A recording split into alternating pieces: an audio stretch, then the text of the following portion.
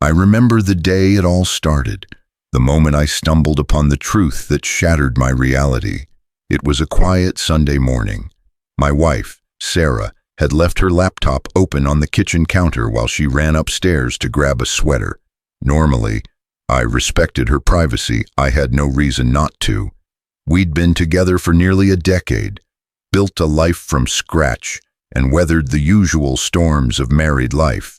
But that morning, as the soft hum of the coffee machine filled the kitchen and the pale light of dawn filtered through the blinds, my eyes caught a strange notification on her screen. It was a message ping from a group chat I didn't recognize. The title read, "Family First, Always." It seemed innocent enough, but something about it felt off. We had plenty of group chats with her side of the family: birthday plans, holiday dinners, the usual, but I had never seen this one before. I felt a slight chill as I leaned in to read the most recent message. It was from her brother, Mark. "Hey, just a heads up. Keep him out of this. We don't need the drama." I blinked, momentarily confused. Him. My mind whirled as I tried to make sense of it. Sarah's footsteps were still echoing upstairs, so I took a deep breath, tapped the trackpad, and the chat unfolded before my eyes. What I saw made my stomach twist into a tight, unforgiving knot. Messages stretched back months, even years. Inside jokes I didn't understand. Family trips I'd never heard about, and threads of conversations that revealed a side of my wife's family life that had clearly never included me.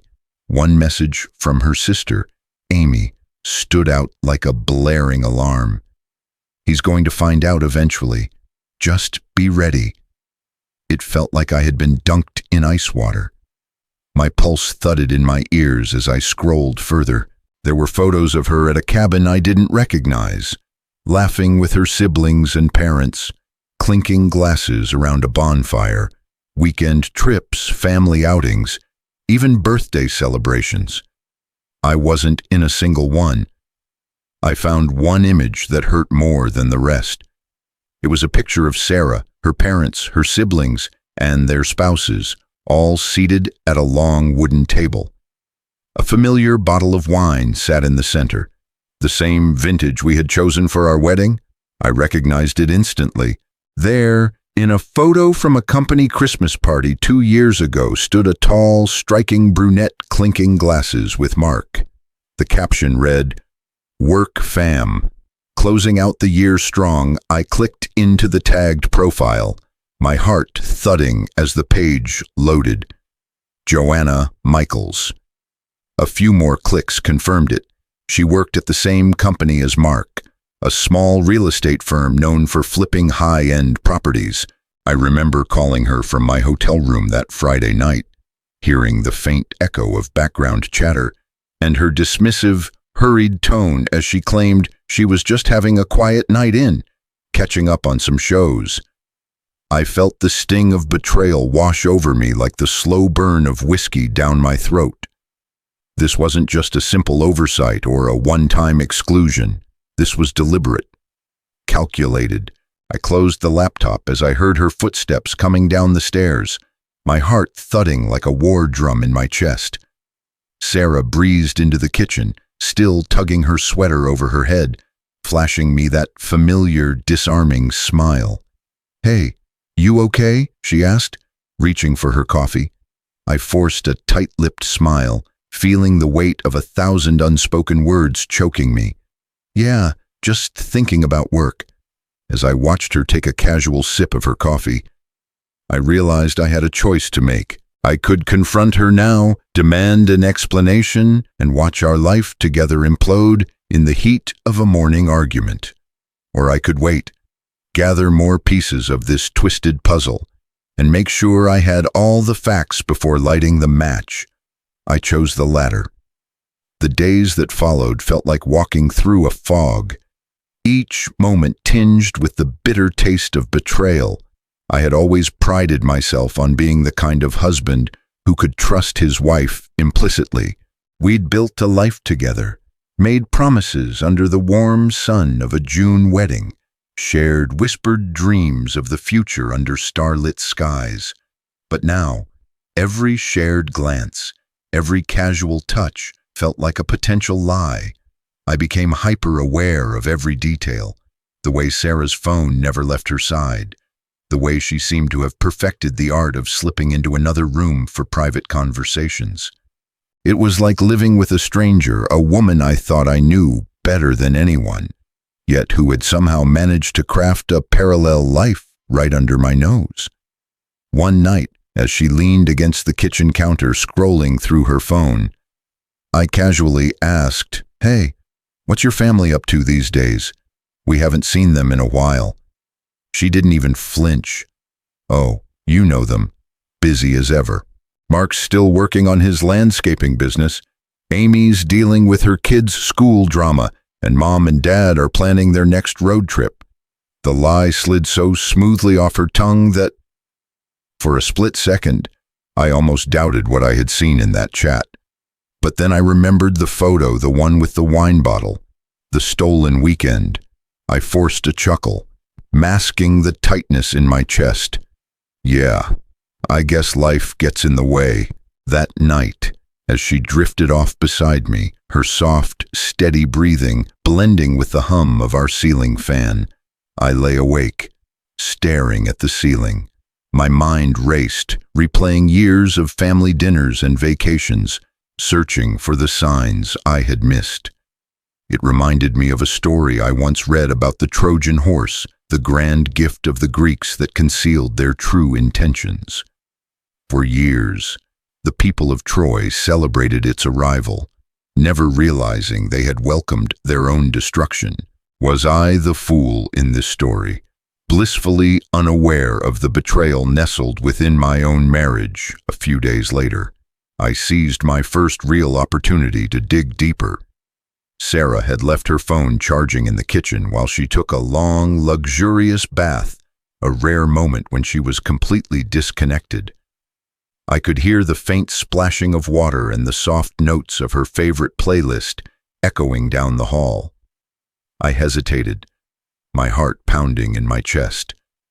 I knew what I was about to do would cross a line, but I also knew that ignorance was no longer an option.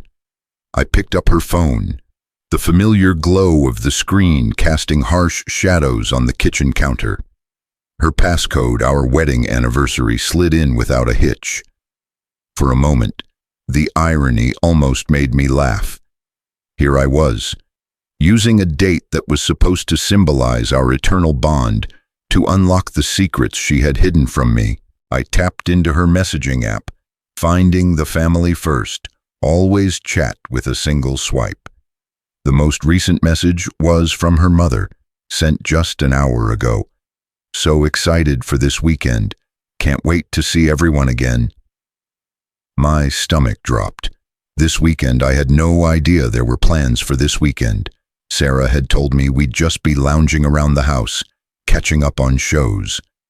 I scrolled up, my fingers trembling as each message unfurled another layer of deception. I found photos from past family gatherings, inside jokes I had never been a part of, and threads of conversation where my absence wasn't just accepted, it was expected. One message from her sister chilled me to the bone. "Make sure he stays out of this. It's better that way." Every word felt like a knife to the gut. This wasn't just a family chat, it was a carefully curated narrative that excluded me, that painted a picture of my wife's life without the inconvenient inclusion of her husband. I set the phone down just as I heard the water stop, the soft patter of her wet feet against the bathroom tile. I quickly grabbed a dish towel, wiping non-existent water off my hands as she padded into the kitchen, her cheeks flushed and hair wrapped in a towel. "Everything okay?" she asked, her eyes narrowing slightly as if she could sense the disturbance in the air. I forced a smile, my heart still hammering in my chest. "Yeah, just thinking about dinner. Chinese or Italian tonight," she smiled, the tension in her face melting away as she leaned in for a quick peck on the cheek. Surprised me. As she walked away, humming softly to herself, I felt the chill return. I had opened the door to a hidden world, one where I was nothing more than an unwelcome guest, a ghost in my own marriage, and now I had a choice: confront her with what little I knew, or dig deeper into the shadows until I had the full picture. I knew which path I had to take. The following week, I felt like a man living in the shadows of his own life. Every smile from Sarah, every casual text she sent, felt like another piece of a puzzle I hadn't realized I was assembling. My mind kept drifting back to that family chat, the hidden world she had kept from me. I was becoming a ghost hunter in my own marriage, tracking whispers, glances, and half-truths. Late one evening, while Sarah was out for her usual yoga class with her sister, I decided to take a bolder step. I knew I couldn't just confront her yet, not without understanding the full extent of this secret life. So, I turned my attention to our shared computer. Unlike her phone, which she guarded like a dragon over its hoard, the family laptop had always been a communal device, left open and unprotected on the desk in our home office. I felt a pang of guilt as I booted it up, but that quickly dissolved into cold determination. I navigated through her apps, checking for anything out of the ordinary. At first, it was all mundane photos of vacations, tax documents, random spreadsheets. But then I noticed an application I'd never seen before. Signal. Most people stick to the usual suspects: iMessage, WhatsApp, maybe Facebook Messenger if they're feeling old school. But Signal, that was for people who wanted their conversations to be truly private. Messages that self-destruct, encrypted calls, no records. It was the perfect platform for a hidden life. With a deep breath, I clicked it open. Of course, it required a separate password. My fingers hovered over the keys, my mind racing through possible combinations. I tried our anniversary, then her birth date, and even the name of her childhood dog, Max. No luck. I leaned back, my fingers drumming against the desk. Then it hit me: the name of her first car, a rusty old Honda Civic she'd lovingly dubbed Penny.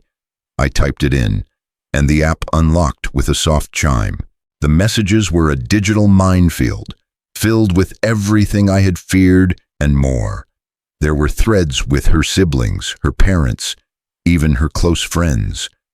But one conversation stood out: a private thread with her brother, Mark. I clicked into it, my pulse thrumming in my ears.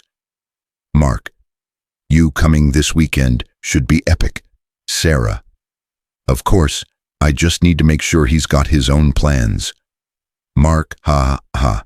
Just tell him you need a girls' weekend or something. He'll never know. Sarah already handled. He's got that golf thing with his work buddies. Perfect timing. I gripped the edge of the desk, my knuckles turning white. They were openly coordinating ways to exclude me from their lives. This wasn't just about a few secret messages or a forgotten group chat. This was a conspiracy of omission. I kept scrolling, my stomach churning with each new revelation. They had been doing this for years, it seemed. Birthdays, holidays, even anniversaries that I had thought we spent together, only to discover now that I had been the background character in my own marriage story. One message thread caught my eye, dated almost 2 years ago. Mark, you think he suspects anything, Sarah? No. He's too trusting. That's the problem. Mark well. If he ever finds out, just remind him who he married. He won't leave. Sarah, exactly. He needs me more than I need him. I felt the words carve themselves into my brain, searing like molten metal. I had become a punchline, a joke in my own relationship. I sat there, staring at the screen as the quiet hum of the computer filled the room. My mind drifted to the Byzantine Empire, a civilization known for its complex political intrigues and backstabbing betrayals. Court members would scheme against one another for power, using whispers and deceit to manipulate those around them. In a way, I realized my wife had crafted her own little empire, a realm where I was merely a pawn, kept ignorant and conveniently out of the way. I leaned back in the chair, letting the full weight of the betrayal settle over me. My wife, the woman I had loved and trusted, had built an entire existence without me, a life of secrets, lies, and carefully curated narratives that I had never been meant to see. As I heard the familiar crunch of gravel under tires signaling Sarah's return, I quickly closed the app, my heart racing. I slid the laptop back into its usual spot on the desk just as the front door creaked open. "Hey, honey," she called from the hallway, her voice bright and cheery. "You wouldn't believe how intense that yoga class was today." I forced a smile as I turned to face her, feeling my pulse thrum beneath my skin. I'm sure it was. As she hung up her jacket and made her way into the kitchen, I clenched my fists beneath the desk, the harsh edge of the wood biting into my palms. I had my proof now, my first real glimpse into the web of deceit she had spun around me. And I knew one thing for certain: I wasn't going to be the fool in this story any longer. The days that followed felt like living inside a pressure cooker, each minute ticking closer to an inevitable explosion. Now that I had glimpsed the true extent of Sarah's deception, every interaction felt like a test of my composure. I'd catch her humming to herself as she made breakfast, or leaning against the kitchen counter, chatting on her phone with a sister who had long since turned me into an outsider. It took every ounce of willpower not to confront her on the spot, but I knew I needed to be smarter than that. If I wanted to uncover the full scale of this betrayal, I had to play the long game. It reminded me of a line I once read about the Wars of the Roses, a series of bloody dynastic conflicts in 15th century England. The rival houses of Lancaster and York didn't simply rush into battle. They schemed, plotted, and maneuvered behind the scenes for years before their open conflict erupted. I needed to adopt that same patience, so I bided my time. I became the perfect husband again, attentive, predictable, loving. If Sarah sensed that my smiles were a little too strained or that my hugs lingered just a second too long, she didn't show it. Maybe she had grown so used to underestimating me that she couldn't see the shift, or maybe she simply didn't care anymore. Either way, it gave me the cover I needed. I continued my digital deep dive, setting up a spare phone as a decoy to intercept her messages. I mirrored her Signal account using a trick I found in a tech forum, creating a perfect real-time feed of her conversations. It felt invasive, twisted even, but I justified it as necessary. After all, she had already broken our vows. I was simply evening the playing field. It didn't take long for the pieces to start falling into place.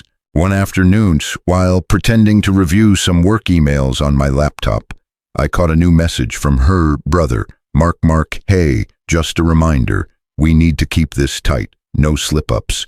Sarah, relax. He's as clueless as ever. He won't figure it out. Mark, still, don't get sloppy. Remember what happened with Dad and his second wife, Sarah. I'm not an idiot. I've got this." The casual, almost bored tone of their betrayal stung like a fresh slap. They were so confident in my ignorance, so sure that I would never see through their charade. Then came a new twist. An unfamiliar name popped up in their conversation: Joanna. "Mark, what about Joanna? She's still part of the picture, right, Sarah?" "Of course, she's on board. She just needs her cut. Mark, good. We can't risk her flipping on us if things go south." "Sarah, she won't. Trust me. I paused, my fingers hovering over the keyboard. Joanna. Who the hell was Joanna? I ran through my mental list of her friends, family members, even distant cousins, but the name didn't ring a bell. I spent the next few days obsessing over this new piece of the puzzle, digging through old Facebook tags and Instagram photos, looking for any hint of a Joanna in Sarah's life. But she had covered her tracks well. There were no obvious connections, no shared photos, not even a passing mention of the name in our years together. It was as if Joanna had been surgically erased from her digital footprint. Frustrated, I switched tactics. If I couldn't find Joanna in Sarah's social circle, maybe I could trace her through her brother. Mark was a little less cautious online. His Instagram littered with poorly edited photos of his landscaping projects and blurry group shots at the local bar. After a few hours of scrolling, I finally struck gold. She had been tagged in several group photos with Mark, each one showing her comfortably nestled among his co-workers, always with a bright, confident smile. But one photo, in particular, stopped me cold.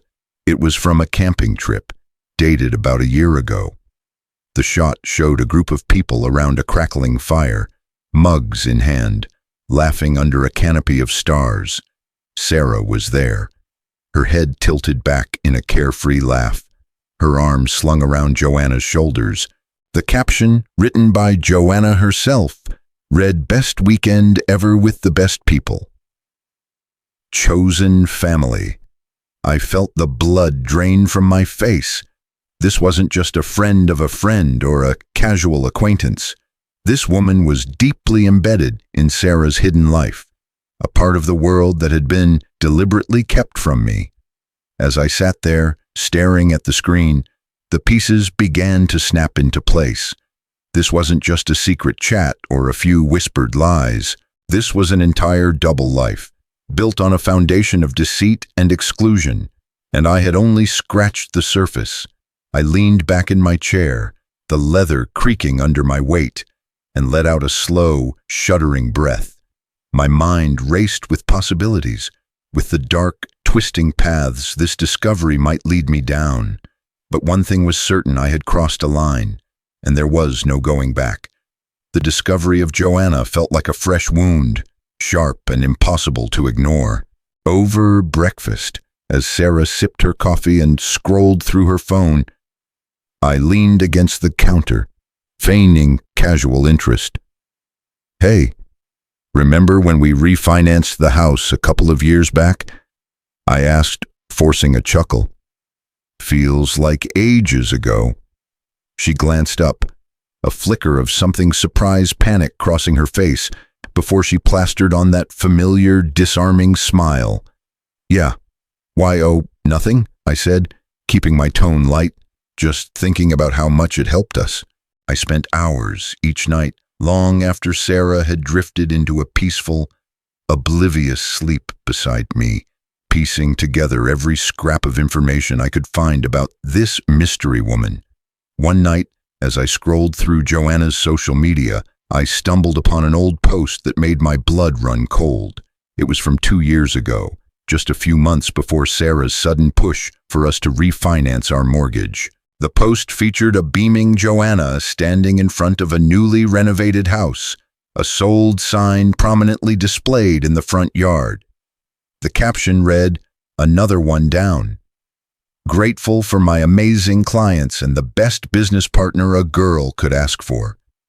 I clicked on the tagged account of her business partner, bracing myself. It was Mark. My stomach twisted. This was bigger than I had realized. Mark and Joanna weren't just work buddies or casual friends. They were business partners, flipping houses together, likely making tens of thousands of dollars with each sale. And yet, in all our years of marriage, Sarah had never mentioned a word of this to me. I thought back to the sudden, urgent push she had made to refinance our house. At the time, she had framed it as a smart financial move, a way to free up some cash for future investments or maybe a long overdue vacation. I had agreed, signing the papers with barely a second thought. After all, what reason did I have to distrust her? Now, I wondered if that decision had been part of a larger plan, a scheme designed to funnel our hard-earned money into a shadow business venture I had never even known existed. As my mind spun with this new revelation, I recalled a historical anecdote about the Medici family, the powerful Italian bankers of the Renaissance. They had built their empire not just through financial cunning, but through an intricate web of alliances, secrets, and whispered promises. They thrived in the shadows, using their wealth to manipulate kings and queens, priests and politicians, all while presenting a facade of pious respectability. Had Sarah and her brother turned me into their personal bank, their unwitting Medici sponsor, the thought was like a punch to the gut. The next day, I decided to push my luck a bit further. Over breakfast, as Sarah sipped her coffee and scrolled through her phone, I leaned against the counter, feigning casual interest. "Hey, remember when we refinanced the house a couple of years back?" I asked, forcing a chuckle. "Feels like ages ago." She glanced up, a flicker of something surprised panic crossing her face, before she plastered on that familiar, disarming smile. "Yeah. Why, oh, nothing," I said, keeping my tone light. "Just thinking about how much it helped us, you know? Freeing up some cash and all." She nodded, her eyes already drifting back to her phone. "Yeah, it was a good move. Smart, actually." I watched her carefully, noting the slight tension in her shoulders, the way her fingers tightened around her coffee mug. She hadn't expected me to bring it up, hadn't anticipated me looking that far back. As she stood to rinse out her cup and head upstairs, I felt a small, bitter spark of satisfaction. For once, I had her off balance. That evening, while Sarah was out on one of her mysterious errands, I returned to the laptop. This time, I dug into our financial records. It didn't take long to find what I had been dreading. Over the past 2 years, large, regular withdrawals had been made from our joint savings account, each one perfectly timed to coincide with the purchase of new properties under Mark's business. I leaned back in my chair, feeling a fresh wave of nausea wash over me. I had been financing their little empire, pouring my hard-earned money into their hidden investments without even realizing it. And as if to twist the knife a little deeper, I found a recent wire transfer labeled Personal Loan, Mem M. It didn't take long to connect the dots. Mark Michaels, her brother. I closed the laptop, my mind whirling with anger and disbelief. I felt like a chess piece, moved at their whim, manipulated into funding their ambitions while they laughed behind my back. As I sat there, the weight of this new betrayal pressing down on me like a lead blanket, I knew that simply uncovering their secrets would never be enough. I had to make them pay for what they had done, for every lie, every stolen dollar, every whispered joke at my expense. I clenched my fists, my nails digging into my palms. They had chosen this game. They had built this twisted empire on my trust, my money, my life. It was time I started playing too. Once the initial shock of discovering my involuntary role as a financier in Sarah and Mark's secret real estate venture subsided, a cold, calculated anger took its place. If they had seen me as nothing more than a convenient bank account, it was time I started acting like a businessman. No more blind trust, no more complacency. I began my offensive by quietly gathering every financial document I could find. Bank statements, mortgage paperwork, tax returns. I combed through it all, looking for any further signs of manipulation. The more I dug, the clearer the pattern became. Sarah had been systematically draining our accounts, funneling the money into her brother's business, all while keeping me completely in the dark. I even found a few carefully hidden emails between them, detailing property investments that had never been mentioned to me. In one particularly galling exchange, Sarah had written, "Don't worry about him. He never checks the accounts. Too trusting for his own good." I felt my jaw clench. It was one thing to be deceived, but to be openly mocked as a fool by the person you loved most, that was a new level of betrayal. As I pieced together their financial web, I realized that I needed a different kind of ally, someone who could help me untangle the mess they had woven around me. I considered my options carefully before reaching out to an old college friend, Alex, who had become a forensic accountant. We hadn't spoken in years, but I remembered him as a sharp, detail-oriented guy who had a nose for sniffing out financial fraud. I arranged to meet him at a quiet, out-of-the-way pub downtown, a place where the walls were thick and the bartenders knew better than to eavesdrop. As I slid into the booth across from him, I felt a strange mix of relief and anxiety. "Been a while, man," Alex said, his eyes bright with curiosity. "What's up? You sounded tense on the phone." I forced a tight smile, running a hand through my hair. "Yeah, sorry for the cryptic call. It's just, I've got a situation, and I need your expertise." Over the next hour, I laid everything out for him: the hidden accounts, the unexplained withdrawals, the business deals made without my knowledge. Alex listened without interrupting, his expression growing darker with each new detail. When I finally finished, he leaned back, letting out a low whistle. "Wow, that's a lot. You're basically telling me your wife has been running a covert business operation behind your back, using your money." "Exactly." I took a deep breath, my hands clenched into fists beneath the table. "And I need to know exactly how deep this goes. I want every dollar traced, every shell company exposed, every backdoor deal brought into the light." He nodded slowly, rubbing his chin.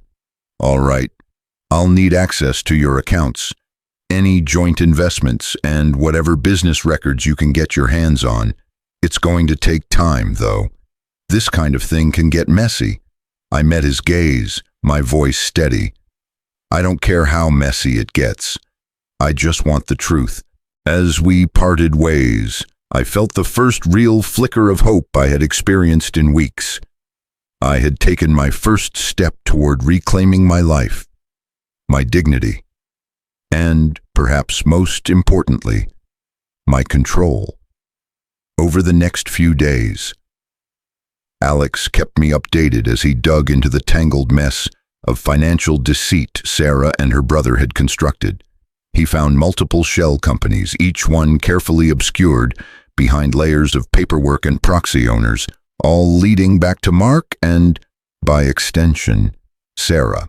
They had been using my money as a low-risk, high-reward slush fund, flipping properties and pocketing the profits while leaving me none the wiser. And then, just as I was starting to believe I had uncovered the full extent of their scheme, Alex dropped a bombshell during one of our late-night phone calls. "Hey, I found something weird," he said, his voice tinged with both excitement and caution. "There's another name popping up in these transactions, a third player." I felt my stomach tighten. "Who, Joanna Michaels?" he replied. "It looks like she's not just a friend or business partner. She's a co-owner on several of these properties." The name hit me like a brick. Joanna. The woman Sarah had so carefully kept out of my line of sight, the one I had only recently discovered through a stray Instagram tag. "You're sure?" I asked, my heart pounding in my chest. "Positive. Her name is on the deeds, the bank loans, even a few short-term rentals they flipped together. Whatever's going on, she's not just a side player. She's deeply involved." As I hung up the phone, a fresh wave of anger and betrayal crashed over me. This wasn't just a hidden investment. It was a full-blown conspiracy, a carefully constructed empire built on my trust and my money. And now, with Alex's help, I had the evidence I needed to finally bring it all crashing down. As the days passed, I felt the pressure building, a simmering anger that grew with each new piece of information Alex uncovered. My mind constantly replayed the moments I had shared with Sarah, now seen through a darker lens. Every laugh, every shared meal, every whispered promise felt tainted, twisted into something unrecognizable. I realized that to truly confront Sarah, I needed a plan. Not just a confrontation, but a complete, calculated dismantling of the world she had built behind my back. I couldn't afford to let her slip away or talk her way out of this. I needed to ensure that when the truth came out, it hit like a thunderclap. To start, I began pulling together every scrap of evidence Alex had provided. Bank statements, wire transfers, property deeds, emails. It all painted a picture of a woman who had slowly, methodically, siphoned off our finances, using me as an unwitting investor in her secret empire. But I needed more. I needed a smoking gun, something so undeniable that even the best lies couldn't hide it. One night, as Sarah slept beside me, her soft, steady breathing, a cruel reminder of the intimacy we once shared, I found myself scrolling through old vacation photos on my phone. The images felt like echoes of a life that no longer existed, each one a painful reminder of the trust I had once given so freely. Then, as I flicked through a series of pictures from our anniversary trip to the Grand Canyon 2 years ago, something caught my eye. It was a simple photo, a candid shot of Sarah leaning against a railing, the sun setting behind her, painting the canyon walls in brilliant shades of red and orange. But it was what was in the background that stopped me cold. A familiar figure, just barely visible over Sarah's shoulder, his face caught in the edge of the frame. "Mark?" I zoomed in, my pulse quickening. He was standing a few yards away, leaning casually against a rock formation, his phone in hand. It was unmistakably him, right down to the gaudy leather bracelet he always wore, a cheap souvenir from a trip to Vegas years earlier. My mind raced. Mark hadn't been a part of that trip, or so I had thought. Sarah had insisted it be just the two of us, a chance to reconnect, to celebrate our years together. Yet here he was, lurking in the background, as if he had been there all along. I scrolled further, my heart pounding, and found another photo from that same trip. This time, it was a group shot taken by a friendly tourist we had met on a hiking trail. Sarah, myself, and a handful of strangers, all smiling against the stunning backdrop of the canyon. And there, in the far corner of the frame, was Joanna. I nearly dropped my phone. Joanna had been on our anniversary trip, too. The implications hit me like a freight train. They hadn't just excluded me from their financial schemes. They had turned our relationship into a twisted game, a living lie, parading their secret lives right in front of me while I smiled for the camera. Oblivious, the realization sparked a memory from high school history class, a story about the Borgia family, notorious for their ruthless ambition and tangled web of secrets. They had lived lives of deceit and betrayal, manipulating those closest to them for power and wealth. They, too, had blended their public lives with their darkest secrets, hiding in plain sight as they pulled the strings behind the scenes. I felt a bitter, ironic kinship with the long-dead victims of Borgia plotting. I had become a character in my own Shakespearean tragedy, a trusting fool led to the edge of the cliff by those he loved. With trembling hands, I saved the photos to a hidden folder, mentally noting to send them to Alex in the morning. These images were more than just proof of deception. They were a timeline, a visual record of my slow descent into betrayal. But I couldn't stop there. I needed to confront the players in this twisted game, to force them into the light where their secrets would wither and die. That weekend, I made a bold move. I casually suggested to Sarah that we invite her brother and a few of her friends over for a small dinner party, a chance to catch up and reconnect as a family. She hesitated, a flicker of something guilt, fear crossing her face before she agreed. "Sure, that sounds nice," she said, her smile a little too bright. "It'll be good to see everyone together again." I forced a grin, feeling the sharp edge of my rage just beneath the surface. "Yeah, it's been too long."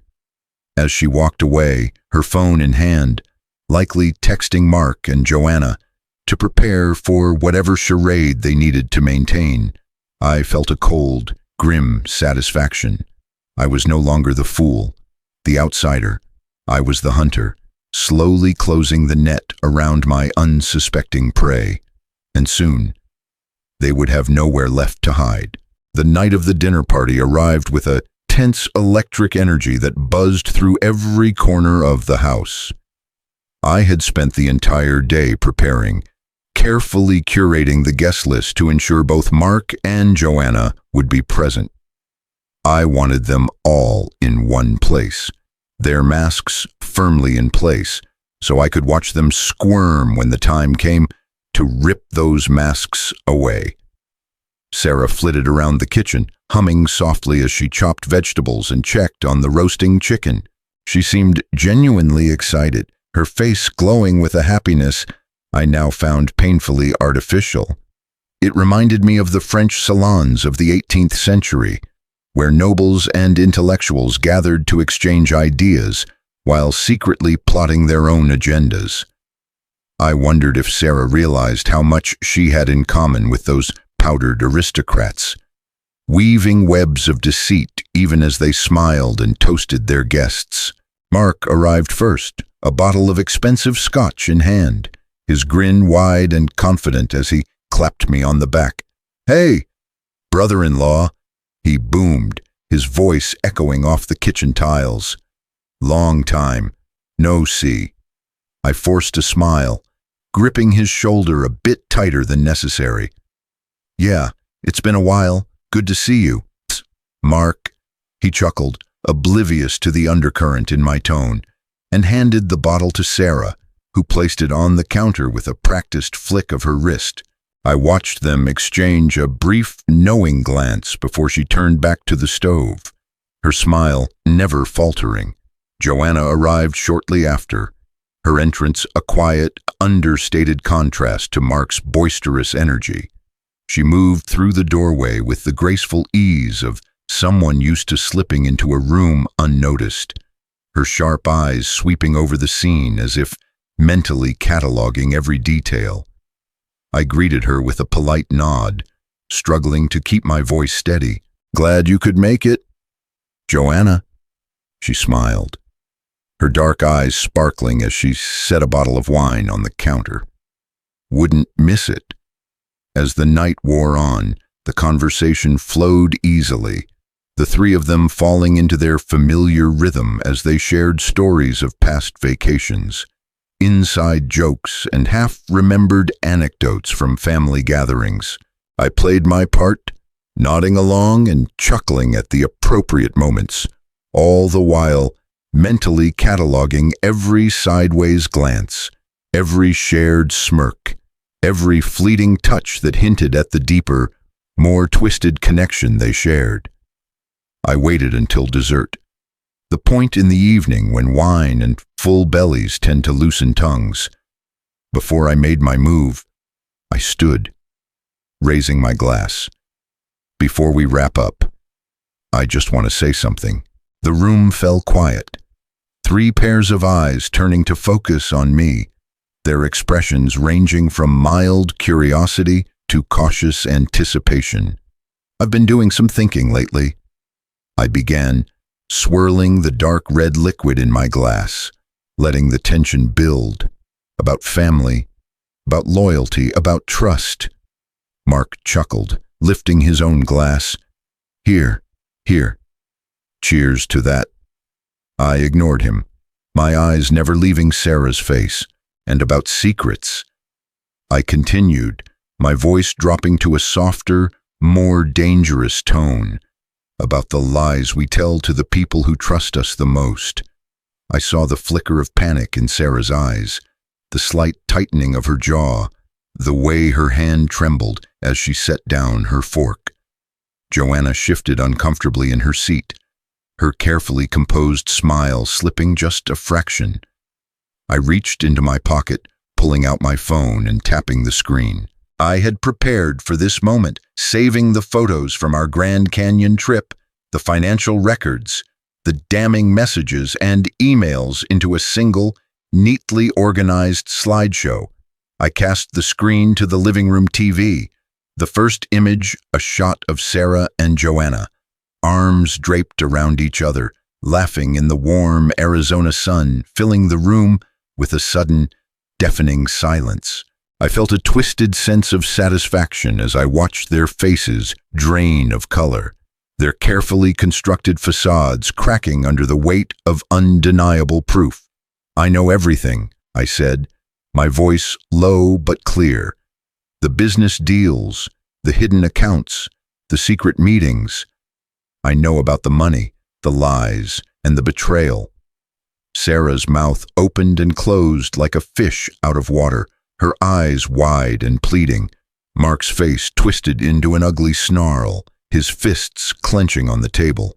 Joanna, to her credit, merely straightened in her chair, her expression hardening into one of cold, steely resolve. How long, I asked, my gaze shifting from one guilty face to the next. How long have you been lying to me? How long have you been using me for a moment? The only sound was the soft hum of the refrigerator, the clink of Sarah's fork as it slipped from her trembling fingers to the floor. Then, in a voice that was both a plea and a challenge, Sarah finally broke the silence. It's not what you think. I felt a bitter laugh bubble up from my chest, shaking my head as I met her desperate, glassy eyes. No, Sarah, it's exactly what I think. I took a long, slow sip of my wine, the bitter taste somehow fitting for the moment. And trust me, I added, setting the glass down with a decisive thud. This is just the beginning. The silence that followed was profound, a heavy, suffocating thing that wrapped itself around the room like a shroud. I watched them struggle, their carefully built world crumbling around them, their secrets dragged into the harsh, unforgiving light. For the first time in a long while, I felt truly, completely alive. As the echo of my words hung in the air, the room remained frozen. The three of them, once so smug and secure in their secret world, now sat paralyzed, their carefully constructed reality shattered in a single, brutal moment. Mark was the first to break the silence, his face twisted into an ugly mask of anger and defiance. "You have no idea what you're talking about," he spat, slamming his fists down on the table, causing the empty wine glasses to rattle. "You're just bitter, jealous that we've actually made something of ourselves." I met his glare, feeling a calm, steely resolve settle over me. "Oh, I know exactly what I'm talking about. Mark, I've seen the bank records, the property deeds, the wire transfers. You've been using me as your personal piggy bank, financing your little empire while laughing behind my back." Sarah gasped, her hand flying to her mouth as if to physically hold in the stream of panicked denials I knew were bubbling just below the surface. Joanna, on the other hand, merely leaned back in her chair, her expression hardening into a cold, calculating mask. "Look," she said, her voice cool and measured, as though she were negotiating a business deal rather than facing down her exposed lies. "We can talk about this. There's no need to blow everything up over a misunderstanding." I felt a bitter laugh rise in my throat, but I forced it back down, refusing to give them the satisfaction of seeing just how deeply their betrayal had cut me. "A misunderstanding," I repeated, my voice sharp as broken glass.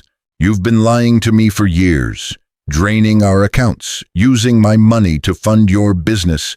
That's not a misunderstanding, Joanna. That's a conspiracy." I watched as her eyes narrowed, her jaw tightening ever so slightly a crack in the carefully maintained mask of calm she had worn for so long.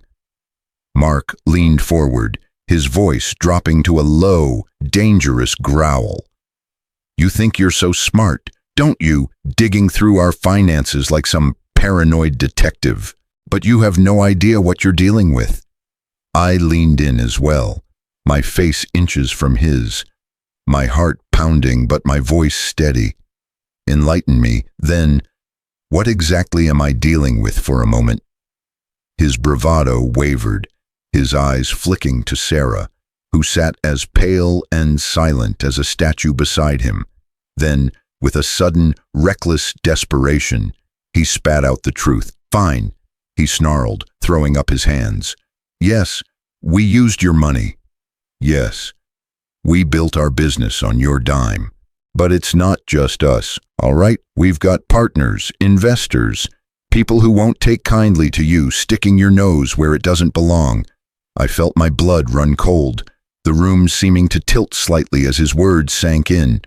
This wasn't just a family betrayal. It was a full-blown, organized operation, a tangled web of lies and deceit that reached far beyond the three people sitting at my dinner table. Joanna let out a slow, measured breath, her eyes never leaving mine. "Mark," she said, her tone sharp and commanding. "Shut up." He fell silent, his jaw clenching so tightly I could see the tendons in his neck straining against his skin. I leaned back, folding my arms across my chest, feeling a strange, bitter satisfaction at having finally cracked their defenses. "So, that's it?" Then I said, my voice dripping with cold fury, "You've been using me, lying to me, and now you expect me to just sit back and let you walk all over me for a long, tense moment." No one spoke. The air was thick with unspoken accusations, the faint clink of a cooling wine glass the only sound in the room. Then, with a sudden, unexpected calm, Sarah spoke, her voice low and tremulous. "We didn't mean for it to get this far," she whispered, her eyes shimmering with unshed tears. It just got out of control. We were trying to build something, to secure our future." I felt a fresh wave of rage wash over me, my hands clenching into fists beneath the table. "Our future," I repeated, my voice thick with disbelief. "You mean your future? You've been building your future while tearing mine apart, piece by piece." Sarah's shoulders slumped, her carefully constructed defenses crumbling under the weight of her guilt. For a brief, fleeting moment, I saw the woman I had once loved, the woman I had pledged my life to, now reduced to a trembling, broken shell of herself.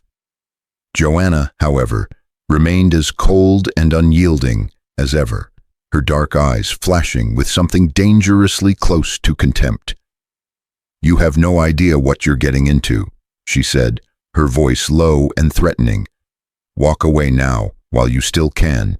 Otherwise, you're going to regret it." I met her gaze, feeling the full weight of my anger, my betrayal, my shattered trust settling over me like a lead blanket. "No," I said, my voice as sharp as a blade. "You're the ones who are going to regret this." And with that, I stood, sweeping my untouched glass of wine off the table and shattering it against the wall behind them, the sharp, crystalline crash echoing through the silent room like the final, irrevocable breaking of our lives. Without another word, I turned and walked out, the sound of their shocked, panicked whispers trailing after me as I left the house that had once been my sanctuary, my home, my life. But as I stepped out into the cool night air, the full moon casting long, jagged shadows across the lawn, I felt a strange, fierce sense of liberation. I had confronted my demons, exposed the truth, torn down the carefully constructed illusions that had once defined my world. And now, as I strode into the darkness, I felt the first stirrings of something new, something powerful rising within me, a cold, determined resolve to take back what was mine and to make them pay for every lie, every betrayal, every shattered promise. This was far from over. As I stepped into the cool night, the distant hum of passing cars and the rustle of wind through the trees felt oddly comforting. The world outside my home was still turning, indifferent to the chaos that had just erupted behind me. I felt my pulse slowing, my mind clearing, the cool air washing over my overheated skin like a balm. I walked aimlessly for a while, the darkened streets of my neighborhood stretching out like the uncertain path before me. The house, once a symbol of love and stability, now felt like a haunted relic, each brick and shingle tainted by the betrayal that had festered within its walls. Memories flooded my mind, snippets of whispered conversations, fleeting glances between Sarah and Mark, the odd tension that had always seemed to hang in the air when Joanna was around. It was as if I had been living in a distorted, twisted version of my own life, the truth hidden just beneath the surface, always there but just out of reach. I reached a small park a few blocks away, its swings swaying gently in the breeze, the metallic creak of the chains eerily fitting for my mood. I sank onto a nearby bench, staring at the empty playground, the ghostly outlines of the slides and monkey bars casting long shadows under the flickering streetlights. I thought about the Fugitive Slave Act of 1850, a cruel, unforgiving law that turned neighbor against neighbor, friend against friend, in the relentless pursuit of control and power. It felt like an appropriate metaphor for what had just unfolded in my own life, trust turned to betrayal, love twisted into a weapon. As I sat there, I felt my phone vibrate in my pocket. I pulled it out, the screen flashing with a dozen missed calls and frantic text messages from Sarah. I ignored them, letting the phone slip back into my pocket, the buzzing like a distant, angry wasp I had no interest in swatting away. I leaned back, closing my eyes and letting my mind drift back through the tangled web of lies I had just unraveled. The financial betrayal, the emotional manipulation, the complete disregard for the life we had supposedly built together. It all felt like a grotesque, living nightmare, a twisted version of the life I had once dreamed of. Then, like a bolt of lightning, the realization hit me. This wasn't just about money or betrayal. This was about control, power. They had used me, manipulated me, twisted my life into something unrecognizable, all while building their little empire on the back of my hard work and trust. And that, I realized, was something I could not allow to stand. I stood, my breath coming in slow, measured gulps as I felt a new resolve harden within me. They thought they had broken me, reduced me to a bitter, betrayed shell of a man. But they had underestimated me, mistaking my trust for weakness, my love for blindness. As I turned and made my way back toward the house, the shadows stretching long and dark around me, I felt a grim smile spread across my face. They had made a mistake, a critical, fatal mistake. They had shown me their hand, revealed their secrets, exposed the fragile, rotten core of their little empire. And now, it was my turn to strike. I reached my front door, pausing for a moment to collect myself before stepping back inside. The house was silent. The only sound the faint, muffled hum of the refrigerator in the kitchen. I could hear the low, urgent whispers of Sarah Mark and Joanna from the dining room, their voices sharp and frantic, the panicked murmurs of cornered animals. I took a deep breath, squaring my shoulders as I stepped into the room, my shadow stretching long across the polished hardwood floor. 3 pairs of wide, terrified eyes snapped up to meet mine, their faces pale and drawn in the harsh overhead light. I felt a strange, powerful calm settle over me, a cold, detached certainty that cut through the lingering fog of betrayal and heartbreak like a blade. "We're not finished," I said, my voice echoing off the walls, the finality of my words cutting through their whispered panic like a guillotine. Not by a long shot, as I stared down at the 3 people who had so thoroughly destroyed my life. My mind raced with possibilities, strategies, and carefully calculated revenge. They had turned my life into a twisted, living nightmare, a never-ending cycle of lies and deceit. Now, it was time to return the favor. As the echoes of my footsteps faded into the silence of the house, I felt the first true sense of clarity I had known in years. I had been betrayed, used, manipulated by the very people I had once called my family. But now, the tables had turned.